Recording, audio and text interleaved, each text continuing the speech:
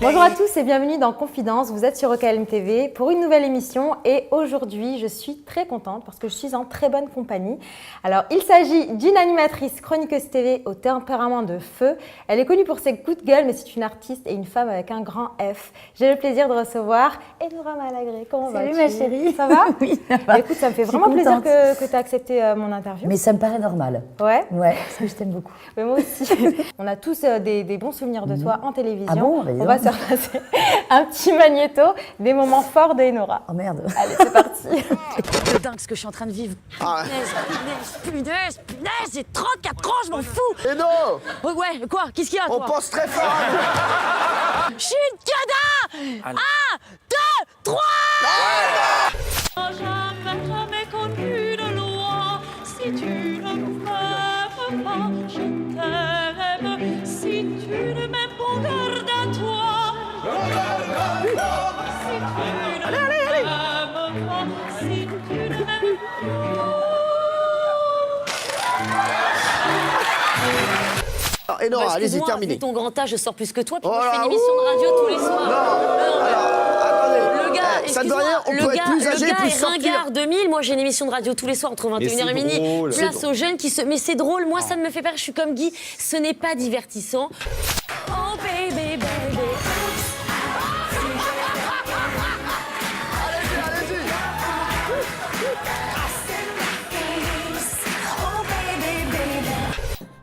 Et Nora, elles sont où les boulettes? Dans ton cul.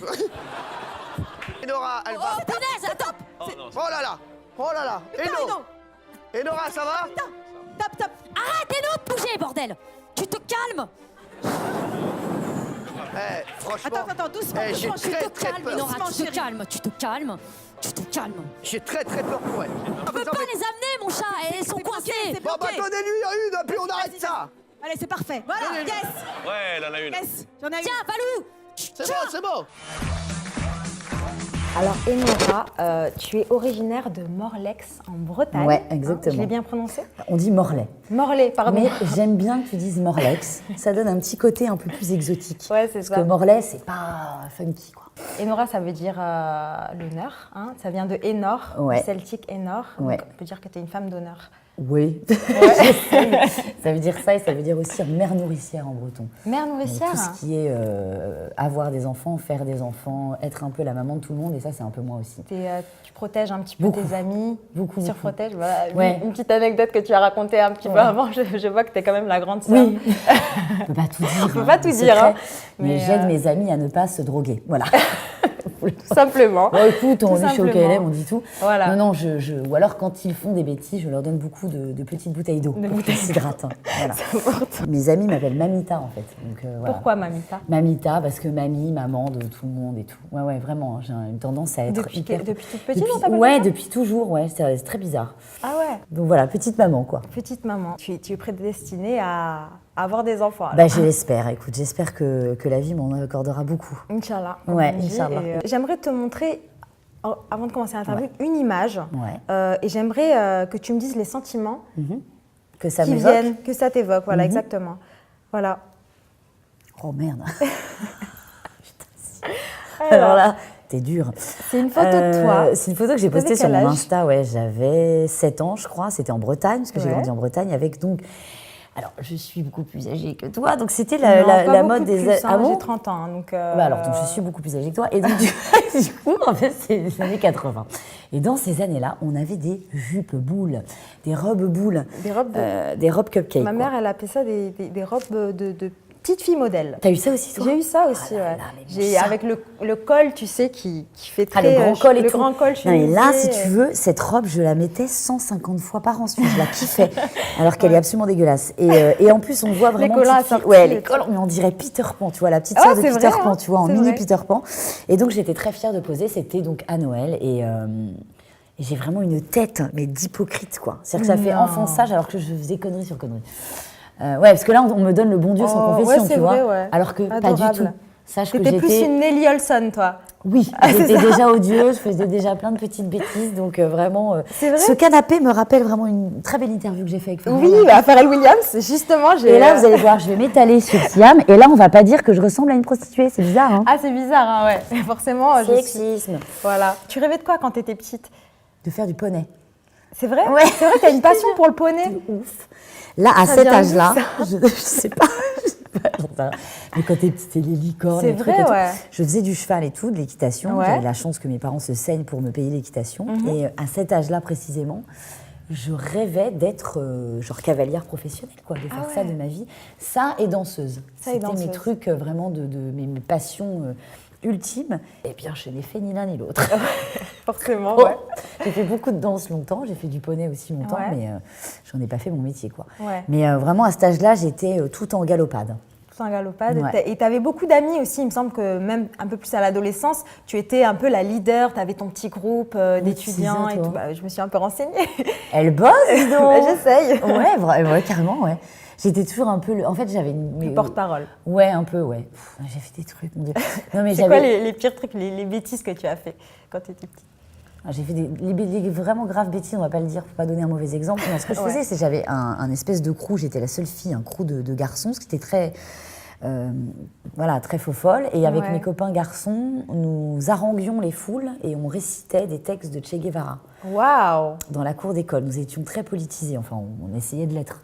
Enfin, on comprenait pas tout ce qu'on lisait, mais Bien bon. sûr. Et on avait acheté à l'époque, c'était la mode des casquettes, les kangols, là, tu Oui, sais. je me rappelle, Et ouais. on virait Ouais. le kangourou et on mettait une étoile à la place, comme Che Guevara, et donc on récitait des textes ou de Che Guevara, ou de Trotsky, ou de... Ah ouais. mais bon, que personne n'écoutait, bien sûr.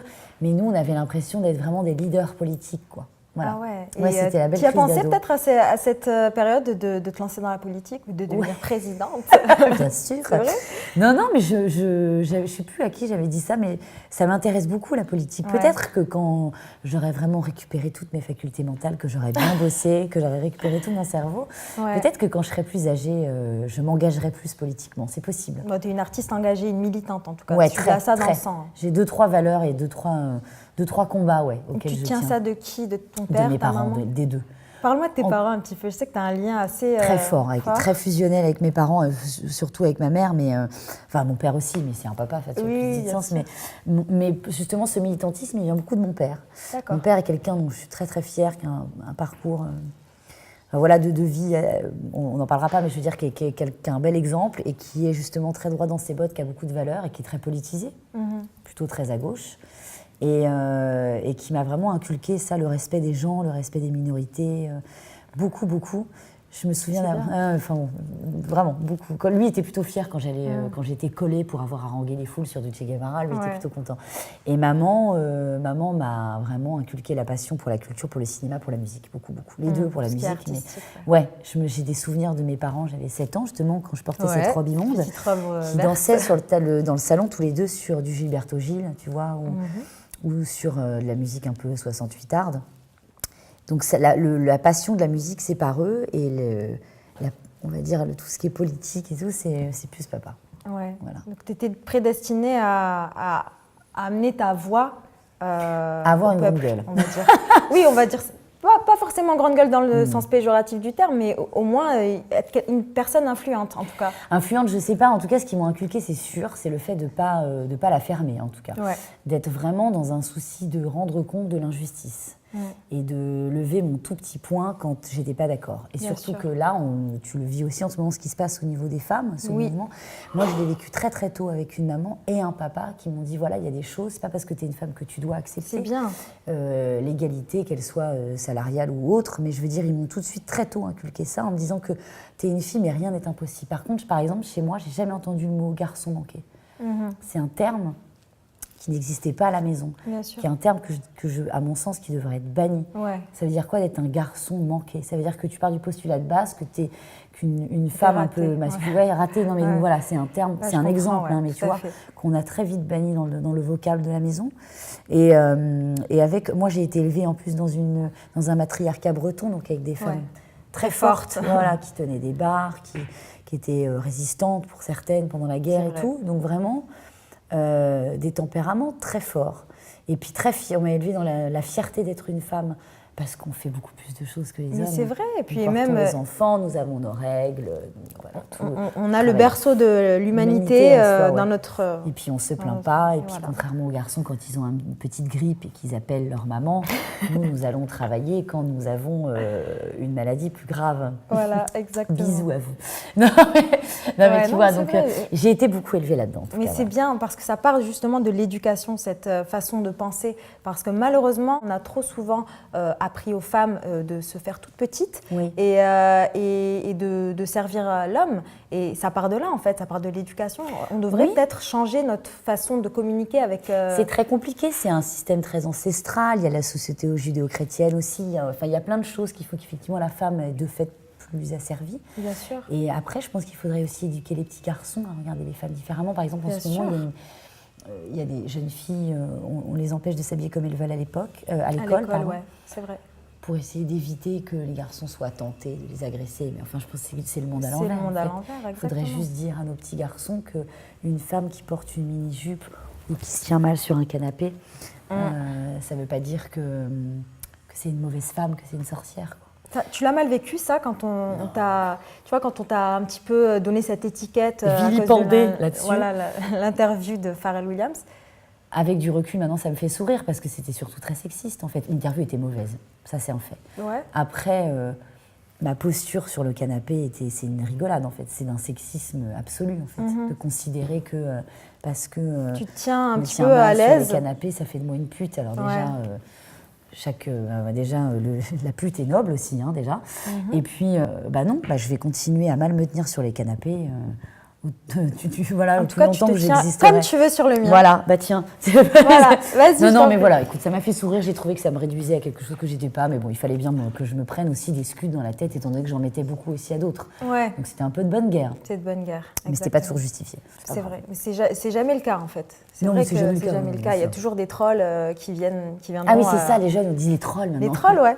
Pour moi, les trolls, haters. c'était Mais c'est ça. des petits personnages Moi, je les trop vois mignons. comme ça en fait, des petits trolls, tu vois. Et comment on appelle ça? Des petits gremlins, ouais, un des peu, gremlins, ouais. un Ouais. petit peu. Toi, tu es une artiste, tu es venue à Paris pour faire les cours Simon. Ouais. Et après, tu as fait un petit job qui t'a mené à la radio parce qu'on t'a repéré par rapport à ta voix. Donc, Ouais. tu étais réceptionniste pour l'entreprise de Emmanuel Chin, c'est ça? Alors, c'est l'histoire un peu tout mélangé. Donc, j'étais comédienne et tout. Après, en parallèle, je continuais d'être comédienne. Moi, j'étais plutôt dans le théâtre contemporain, Ouais. public.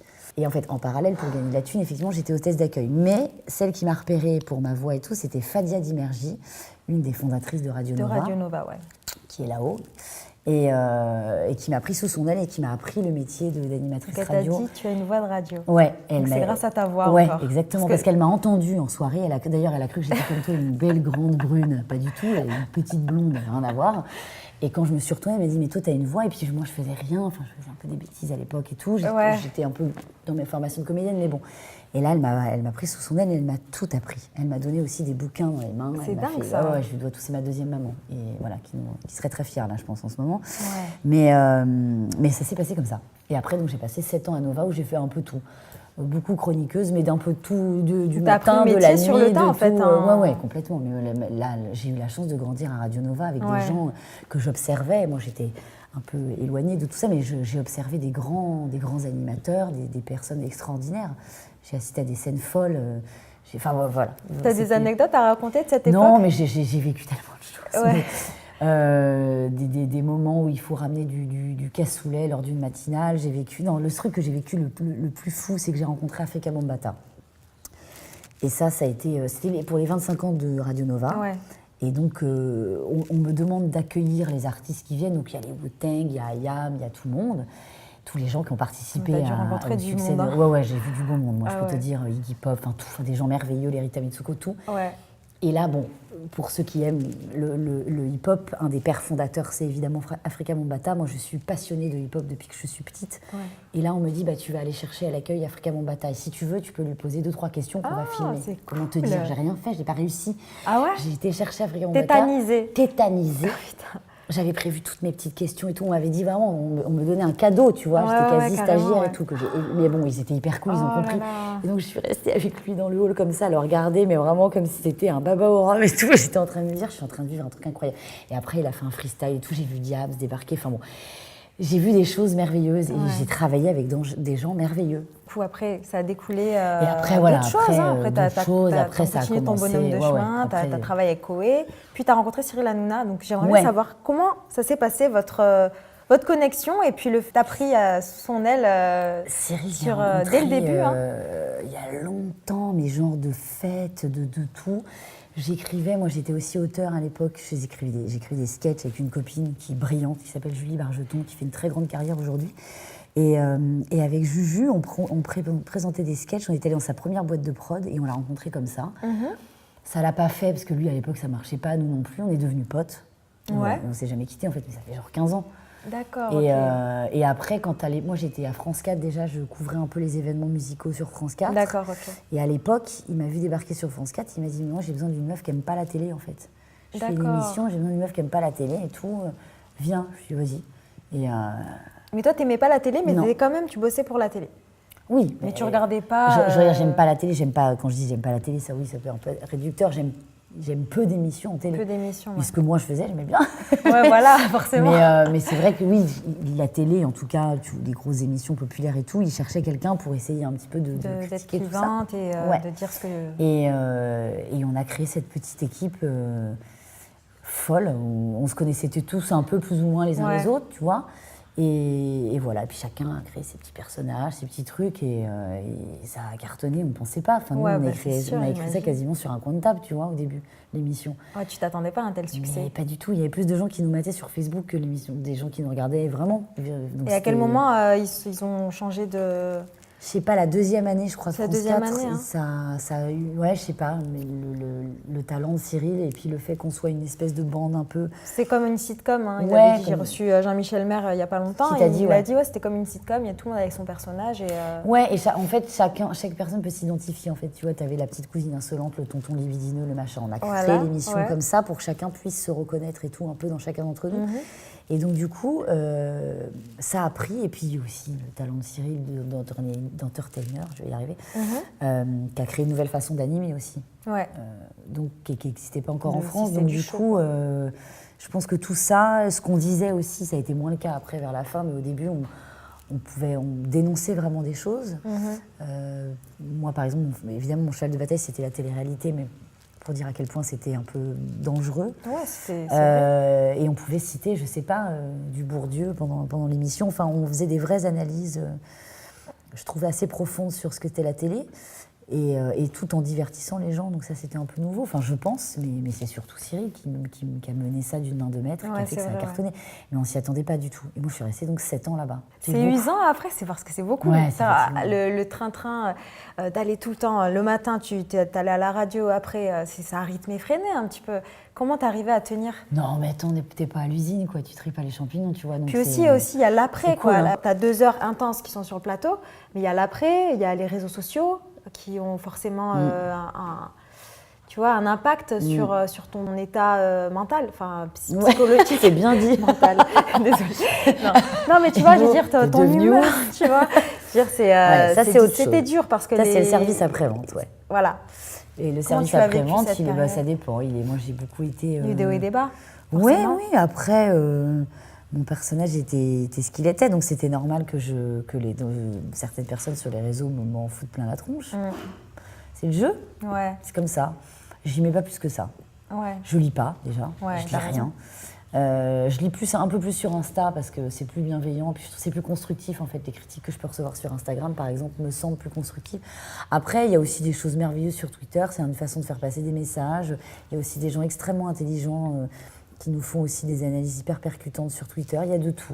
Oui, il y a le fond du seau comme le haut du panier. Mais malheureusement, on a tendance à se souvenir des mauvais commentaires, alors qu'il y en a énormément de bons commentaires également, tu vois. Ouais, après, tu sais, moi j'ai 37 balais, donc je suis un peu... Moi, j'ai la chance, je trouve, d'être la génération où je ne suis pas accro à ça, parce que je n'ai pas grandi avec ça. Ouais, c'est vrai. J'ai connu la vie sans, qui était une belle vie. Donc, je ne suis pas accro, je m'en sers, ça me sert. C'est comme je peux communiquer, et ça m'aide aussi à... Il y a des gens qui me conseillent très très bien, mais bon, voilà, il faut dealer avec, mais pas y mettre trop. C'est bien de prendre du recul aussi, parce que trop de gens... C'est pas la vraie vie, qu'on balance sur Instagram, sur... Twitter, c'est ce qu'on choisit de balancer, donc Voilà. c'est ce qu'on met en scène de nous, donc c'est Ouais. pas du tout la C'est vraie pas vie, la donc vraie c'est vie, pas vraiment nous, exactement. c'est un peu de nous, mais on se protège. Moi, j'ai la chance d'avoir des gens qui me suivent qui sont plutôt très bienveillants et qui m'épaulent beaucoup, donc tant mieux, mais quand il y a des méchants, bah, ça me fait sourire. Mais quand tu vois un sale pute gratos, T'inquiète, j'en reçois plein moi aussi, hein, les beurrettes, les putes, les machins. tu vois, t'es là genre, ok, Ok, merci, il est super. 8h du mat, t'es avec ton petit Ouais, bol de grave, céréales, mais grave. sale pute. Ok, bon, bah, bonne Ah journée ouais. à toi aussi, Moi, mon chat. carrément, c'est ce qu'on m'a dit. On m'a dit, ouais, ton père, il te verrait, il se retournerait dans sa tombe. Enfin, et j'en ai reçu plusieurs des messages comme ça, mais très c'est- méchants. Mais tu C'est sais, gratuit, Ça franchement. rappelle de sombres heures parce que c'est l'anonymat, c'est sous couvert d'anonymat derrière leur petit portable, ils se permettent. Oh, tu sais, mec, qui fasse. Si ça peut Ouais. les aider à ne pas buter des gens dans la rue, j'en sais rien, tu vois. Franchement, je pense que je te dise, c'est Faut prendre un ça avec, rideau, on va dire. Parfois c'est dur, hein, c'est Ouais, sûr. C'est dur, ouais. Moi, il y a eu des périodes où ça a été vraiment gratuit, méchant, mais moi, c'était pas moi Fatigant, que je en montrais, fait. donc je m'en foutais. Et comment tu l'expliques, le fait que c'était pas toi? Après, ça te dérangeait peut-être que les gens te voient d'une certaine façon et Ah, qu'il mais n'y ait il pas faut. la... Moi, je trouve que tu sais, Ouais. la télé, c'est du spectacle. Hein. Ouais, bah oui, Donc, c'est la commedia dell'arte. Mais complètement, mais si tu Ouais. n'es pas pareil. Et puis selon les émissions que tu présentes comme dans la vie, tu n'es pas pareil avec ton mec, tu n'es pas pareil avec tes amis, tu C'est n'es pas pareil vrai. avec tes parents. Mhm. On n'est pas monolithique, on est multiple, c'est ça Bien qui est sûr. merveilleux. Donc voilà, moi je me suis créé un petit perso Hainaut où il y a du moi, mais qui m'allait très bien. Alors effectivement, qui n'a pas été forcément toujours facile à endosser, mais moi ça m'allait très bien. Les gens que j'aime savent qui je suis et donc ça va. Ouais. Et mes parents ont toujours été fiers de moi, donc ça va. C'est le Pour plus l'instant. important. Ouais. La Le reste, j'en ai famille, rien à le secouer. rien. C'est pas eux qui payent ton loyer, hein, Tout à tu t'en fait. fous complètement. En 7 saisons de TPMP, tu as dû en voir des chroniqueurs. Ouais. Parce Pas que mal. franchement, il y en a eu pas mal. Hein, Pas on est mal, d'accord. ouais. T'as Je suis restée longtemps contre quand vents et même. marées, ouais. Quels sont tes coups de cœur et puis les gens avec qui, bon... Je te gens dirais qui pas aiment les gens passer. avec qui bon parce que je fais plus ça, Ah. retomber dessus. Je te dirais juste que Alors, tes coups de cœur. Thierry Moreau et Jean-Luc Lemoyne. Ouais. C'est-à-dire que ce sont des amis vraiment. Ouais. Thierry, on se voit tout le temps. C'est quelqu'un, c'est un grand frère. J'ai rarement rencontré quelqu'un. Ça se voit, d'aussi- c'est un vrai gentil en Ah non, fait. mais moi, j'ai jamais rencontré quelqu'un d'aussi gentil en Ouais. vrai.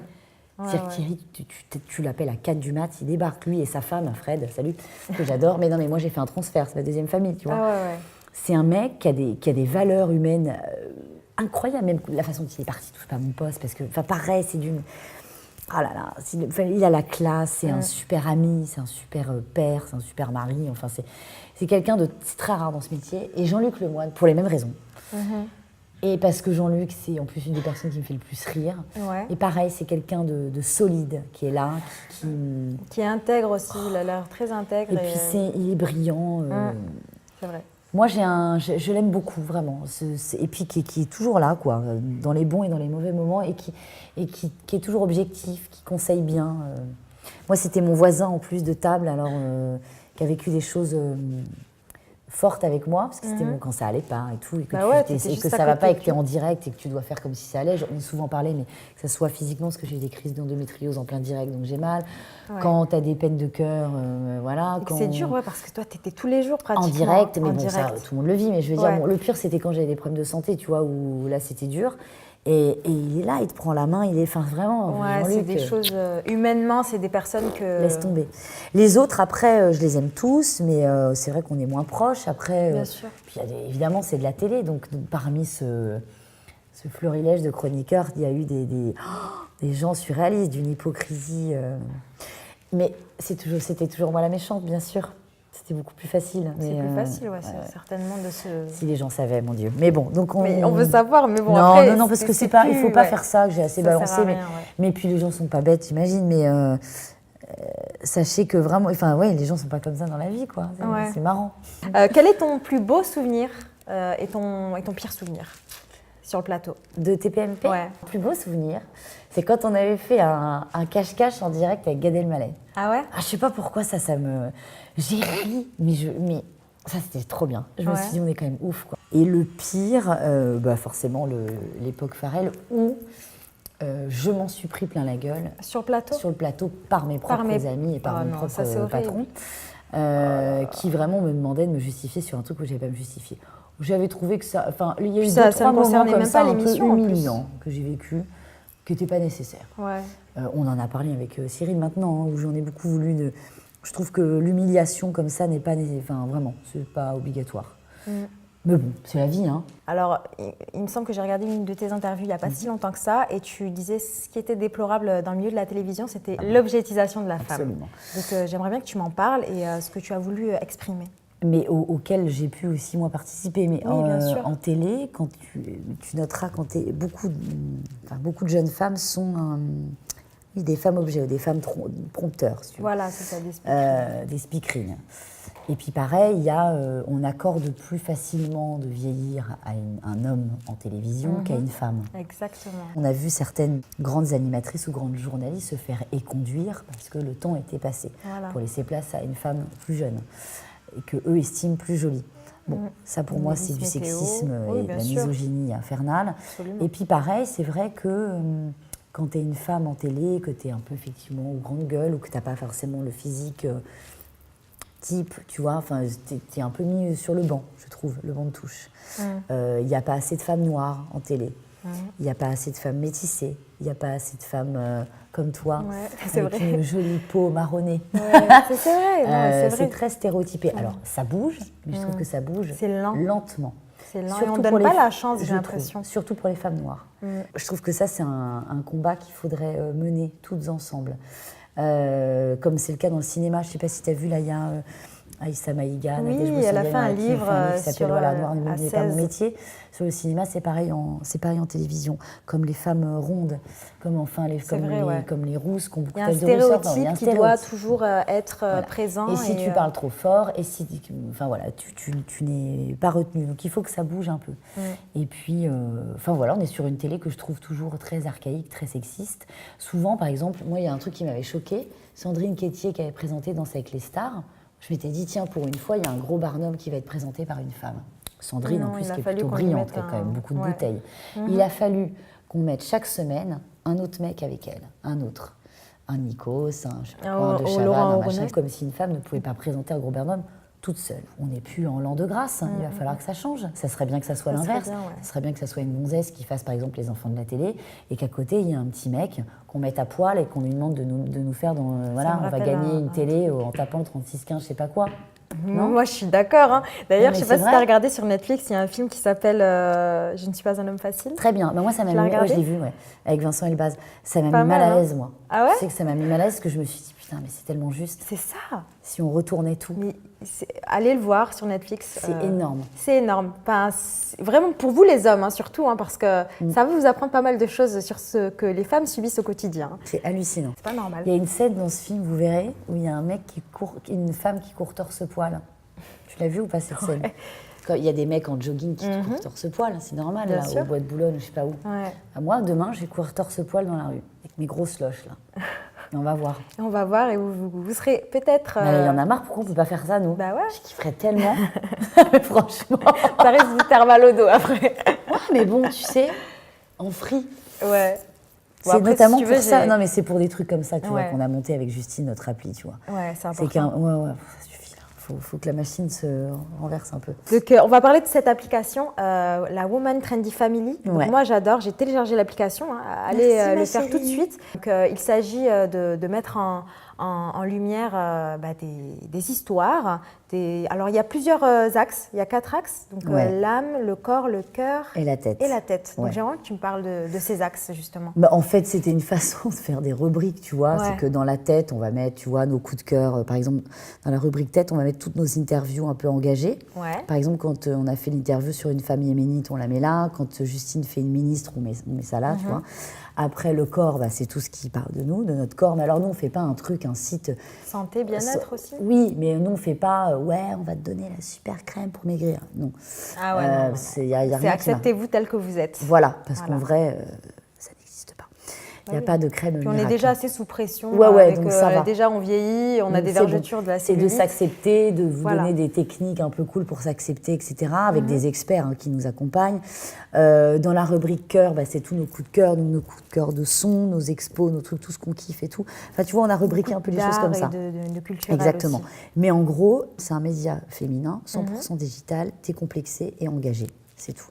Et c'est que des vidéos majoritairement. Ouais, il y a des articles aussi. Il y a des articles un peu, mais moins. Et c'est beaucoup de la vidéo, mais effectivement, il y a des articles où on parle de nos expériences en tant que femmes. Bien sûr. Moi, j'ai écrit un truc là sur le fait d'avoir été avec un petit jeune pendant un moment. D'accord. Sur ce qui est être une MILF, par exemple. Donc ça, c'est un peu drôle. Donc il y a des trucs un peu perso comme ça, un peu rigolo. Ouais. Et à la fois, donc, on fait surtout des vidéos très engagées sur des femmes qui nous ont bouleversées.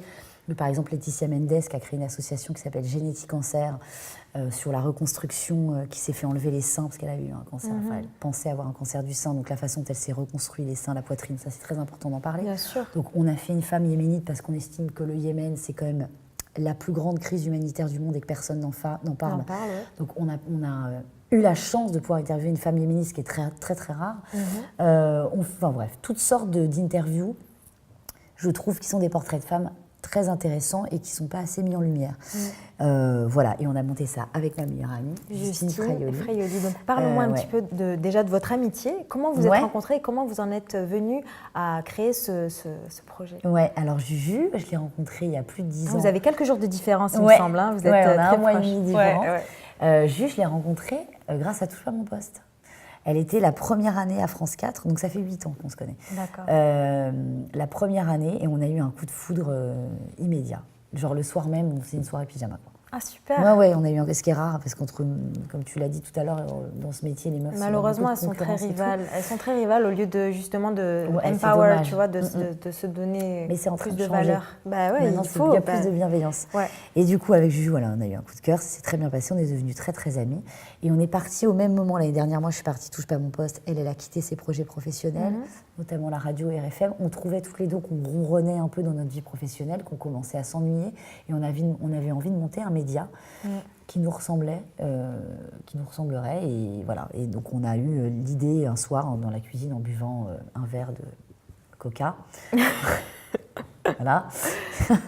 Et on a eu cette idée un peu folle et voilà, et en 2 mois c'était fait quoi. Donc on est assez fiers et ça cartonne. Et il faut du courage quand même pour se dire du jour au lendemain, je vais monter mon média. On avait un peu peur, mais on a été très épaulés. En fait, nos 15 ans de télé nous ont quand même donné accès à pas mal de choses. On avait des rencontres assez... Aussi. Ouais, voilà, quand même. Donc c'est plus facile, on va pas se mentir. Donc on a une équipe technique formidable. On a rencontré que ce soit des graphistes ou des gens qui ont créé l'application d'un point de vue ergonomie. Enfin, tu vois, des geeks. C'est vrai, ouais. Puis ça se lit très facilement. Voilà, c'est assez facile et tout. ludique. Donc ça, on a rencontré... donc je te dis, des réals qui nous aident à préparer ces sujets-là, des journalistes. Enfin, on est plutôt bien entourés.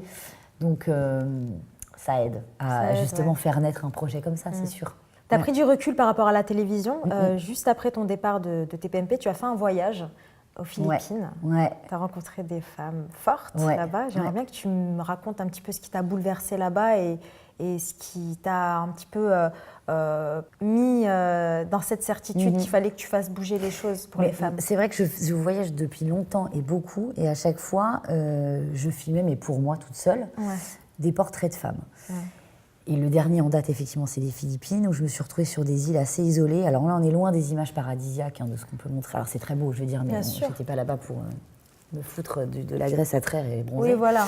Et donc j'ai rencontré effectivement des femmes qui m'ont raconté leur parcours de vie, qui sont dans une misère folle et qui en même temps sont très combatives. Tout ça m'a bouleversée. J'en ai filmé plusieurs. J'ai ramené quelques témoignages que j'ai diffusés sur un autre média, peu importe. Et cela dit, je me suis dit, ok, bon, il y a vraiment un truc à faire avec les femmes, quoi. Des portraits de femmes, il n'y a pas que nous qui en faisions, mais avec mon œil, ma tendresse, enfin voilà, j'ai eu envie de faire ça. Et effectivement, les Philippines, ça m'a bouleversée parce qu'il y a, mais comme dans plein de pays, un peu des destinations un peu vacances, c'est un peu con ce que je vais dire, mais tu as l'impression que tout va bien. Effectivement, tu passes 2-3 îles, en fait, tu rencontres une vraie misère, une vraie solitude. C'est très polarisé, et en des fait, femmes qui sont effectivement très soumises, très esclavagisées, et dont on a assez peu idée, peu conscience, et ça m'a marquée. Mais dans plein de pays. Là, je pars en Mongolie cet été. figure-toi. Ouais. J'ai envie de voir aussi des femmes mongoles, voir comment ça se passe entre deux yourtes. Ouais. Comment elles sont traitées. Voilà, en gros. Et là, par exemple, on a rencontré aussi des femmes excisées avec Justine. Enfin, oh là là, on a tellement de choses à faire. Le truc, c'est qu'une fois que tu mets vraiment la main dedans, dans ce projet, c'est formidable. Mais il y a ce qu'on appelle la sororité, vraiment, qui naît. Plus on rencontre de femmes, plus on a envie d'en rencontrer. Et plus on est fier d'être une femme, et plus on se rend compte que la femme est dingue. C'est génial, vraiment. Tu as été investie d'une mission. Ouais. Non, mais c'est vrai. Mais non, mais je rigole même pas, en fait. C'est juste éclairé, tu sais que tu peux changer le monde, en mais fait. non. Mais si. Non. Et on va déjà essayer de se changer, nous. Oui. Et on va essayer de se parler plus. J'adorerais, si tu veux. Après, c'est super. Non, mais c'est vrai. Non. Que Dieu t'entende. Mais c'est vrai. Mais Nora. écoute, on va tout faire pour déjà essayer de faire bouger les choses ici, chez nous, en France, parce qu'il y a déjà beaucoup de boulot. Ouais. Parce que c'est super d'aller à l'étranger. C'est bien d'aller à l'étranger, de voir aussi par quoi des choses. Ouais. Il se passe des choses déjà à côté, là, en bas de chez toi. Ouais, presque sous ton nez, comme dirait NTM, tu vois. C'est ça. Ouais. Justine et toi, on peut dire que vous êtes féministe. Ouais. Oui, mais alors féministe. Tu me dises ta mais le féminisme, féminisme. c'est parce que maintenant c'est un peu. J'espère que ça va pas devenir galvaudé, mais c'est repris un peu n'importe comment. Le féminisme, on les touche, je pense. Nous, on est juste. C'est suffisamment difficile déjà aujourd'hui d'assumer juste d'être une femme, d'être libre. C'est dur d'être une femme en 2018. Libre. D'être une femme, non, parce que la société a quand même beaucoup évolué par rapport à nos mères ou nos grands-mères. Il faut qu'on assume d'être libre. Ouais. Moi, je me sens féministe parce que je fais ce que je veux. J'ai aucune contrainte. Parce que j'ai la chance aussi d'être en France, mais parce que j'ai la chance d'être blanche, d'être blonde, et puis d'être dans un milieu assez facile, où les mentalités sont un peu ouvertes. J'ai conscience de ça. Mais néanmoins, je m'habille comme je veux, je séduis les mecs si j'ai envie, je ne m'interdis rien. Enfin, tu vois, vraiment, je vis comme j'ai envie de vivre, sans contrainte. Ça, c'est déjà une forme de féminisme, tu vois, de ne rien s'intéresser. Et tout le monde ne peut pas le vivre aussi sereinement. Et après, alors j'ai 2-3 colères qui m'animent. Et effectivement, via la WTF et ce qu'on fait avec Justine, on va essayer de faire entendre notre colère, des choses qui ne sont pas assez mises en avant, voilà, par le biais de femmes qu'on rencontre, d'associations qu'on a envie de mettre en avant. Exact. Par exemple, juste un exemple pour que ça soit plus concret, on ne parle pas beaucoup, par exemple, des cancers liés à la chatte. Eh bien oui, au minou, à la zigounette. Ouais. Les cancers génitaux. Nous, on a été marcher et on a fait C'est vrai qu'on entend plus parler du cancer du sein, mais pas forcément... Ah mais non, parce que tout ce qui est lié au vagin, c'est pour ça qu'on a fait une campagne avec, tu vois, une copine, la Gwendoline Amon et tout, qui veut parler de ça. On a fait un spot publicitaire tout ensemble avec des comédiennes, des humoristes, des meufs de télé, pour parler, pour nommer déjà le vagin. Donc il y avait un petit... Enfin, voilà, donc nommez-le comme vous voulez. Ouais. Mais pour parler, il faut faire une consultation gynéco par an pour éviter déjà d'avoir un cancer. Bref, vous irez voir ce qu'elle fait, peu importe. Mais tout ça pour te dire que tout ce qui touche au vagin, c'est sale, ça dégoûte les hommes et ça gêne les femmes. Donc il faut en parler. Les femmes excisées, il faut en parler. Les femmes battues, il faut en parler. Bref, toutes sortes de colères qu'on a, d'injustices qu'on va essayer de mettre en avant via notre application et via des rencontres avec plein de femmes qui font des choses merveilleuses et qui sont un peu trop passées sous silence. Ouais. Comme l'homosexualité féminine aussi, qui n'est pas assez soutenue à mon sens, enfin, ce combat-là, comme les homos aussi garçons. Mais je trouve que les lesbiennes sont un peu passées sous silence en France. Donc voilà, il y a plein de choses à faire, plein de sujets à aborder. Nos amis aussi, qui sont voilées, nos femmes voilées en France, il faut en parler. Bien sûr. Il faut discuter avec elles, les soutenir. Enfin, ça, c'est mon point de vue. Bien sûr. Vous le partagez ou pas, je m'en tape. Mais voilà, on est une France métissée, belle, pluriculturelle, plurireligieuse et voilà. Et puis des femmes, voilà. Et c'est nous qui représentons tout ça, donc il faut qu'on soit tout ensemble dans la main. Tu as d'autres projets également ? Oui. Le théâtre. Oui. Alors maintenant, tu reviens à tes premiers amours. Oui, exactement. J'avais pas envie et puis là, on m'a proposé plein de choses et j'ai fini par dire oui à un projet formidable au Théâtre du Gymnase à partir du 3 octobre.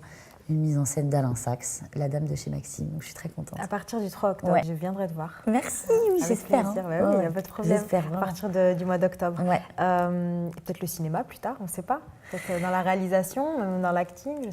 Plutôt la réal, mais l'acting, on verra. Déjà, allons sur les planches, assurons cette pièce et après on verra. Après on verra, ouais, mais même à travers justement ce média WTF, tu vas inspiré de pas mal Ah oui, d'histoires mais de complètement. Non, femmes non, et puis, je pense que même plus tard pour avec faire un Justine, film, ce il y sera... a surtout la réal qui commence à nous piquer un peu Ouais, les doigts. ouais, j'imagine on bien, ouais. On a beaucoup de projets, on a beaucoup de choses à faire. On a tout ce qu'on a mis de côté pendant quelques années, mais parce qu'il le fallait, notre petite fibre artistique qui est en train de renaître en nous. De renaître en vous. Ouais, et ça, c'est plutôt pas mal. Donc, il y a des tas de choses à faire. Et puis, peut-être, j'ai plein de propositions de télé aussi. Donc, peut-être que vous allez me voir à nouveau à la télé à la rentrée. On va voir. Bon, ben, on Je peux croise pas les tout doigts, dire, en mais tout cas. ouais, là, je pense que je vais revenir. Désolée pour ceux qui s'étaient dit qu'ils allaient se débarrasser de moi. Désolée. Bah, tant pis pour eux. Hein. Dans ta vie perso, bon, je sais qu'on ne va pas parler de tes amours, tout Non. ça, c'est secret. Ouais. Mais il me semblait que tu avais dit que tu voulais peut-être avoir un enfant Ouais, adopté. adopté. Mhm, tout à fait. Donc ça en est où? Est-ce que tu C'est as long. déjà fait les... Le Ouais, chemin c'est est long, donc je suis au début du chemin. Donc Ouais. j'ai fait en sorte qu'il soit le plus court possible. Ouais. Mais j'ai lancé l'aventure. Ouais. Donc voilà. Mais je suis très confiante et je pense que le mectou fera qu'un magnifique petit enfant arrivera sur mon chemin. Mais c'est sûr. Mais en tout cas, le processus est long. Ouais, c'est Donc, j'imagine bien.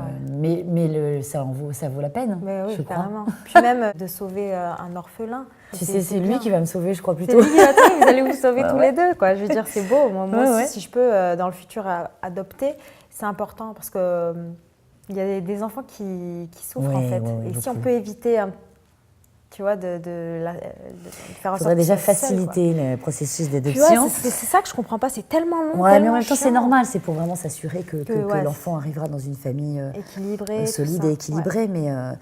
Mais voilà, sachez que je le suis. Je m'adresse Voilà. à toutes les personnes qui vont venir me rendre visite et tout. Je suis tout à fait équilibrée désormais. Je suis bien. Non, mais voilà, écoute, j'ai hâte. On verra. Mais bon, ça, c'est très perso. Hein. On Je te le dis croise à les toi, doigts, mais on croise normalement, les il ne faut pas doigts. trop en parler quand même. Ok, bah écoute, merci Enora. Merci C'est tout beaucoup. pour C'était moi un et c'est plaisir d'être sur ce magnifique canapé. Rouge. Et on se tient comme on veut. Ouais, exactement. Merci, ma Merci. chérie. C'est un gros. Salut, c'est Nora Malagré. Vous êtes sur OKLM TV.